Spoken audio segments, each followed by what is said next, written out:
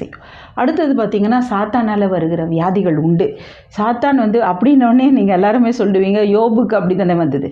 யோபு வந்து யோபு 1:11 ஆண்டவர் அவனை பற்றி நல்லா சொல்கிறாரு. யோபுவை பற்றி இவன் சாத்தான் என்ன சொல்கிறான், நீங்கள் வந்து அவனை நல்லா வச்சுருக்கீங்க, அதனால தான் அவன் உங்களை தூஷிக்காமல் இருக்கிறான், அவனுடைய ஆசீர்வாதத்தெல்லாம் நீங்கள் எடுத்துருங்க, அவனுடைய எல்லையை நீங்கள் எடுத்துருங்க, அப்போ பாருங்கள் அப்படின்னு சொல்கிறான், ஆசீர்வாதத்தின் எல்லைகளை.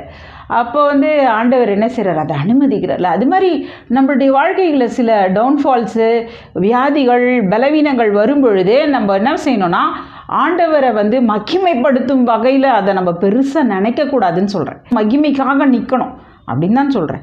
யோபு வந்து தன்னுடைய ஜனனனால் வந்து அவர் சபிச்சார். அவர் பழைய ஏற்பாட்டு காலத்தில் வாழ்ந்தார். ஆனால் ஆண்டவர் ஒன்றும் சொல்லலை.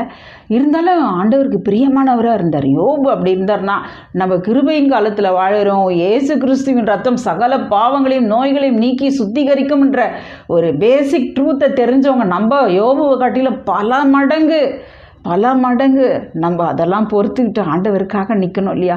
அந்த சத்துரு கொண்டு வந்திருக்கிறான், இந்த பலவீனத்தை சத்துரு கொண்டு வந்திருக்கிறான்னா அதை நம்ம போட்டு அலட்சியப்படுத்திட்டு ஆண்டவரை மகிமைப்படுத்தும் போது ஆட்டோமேட்டிக்காக நம்மளுடைய சரீரத்துலேருந்து அந்த பலவீனம்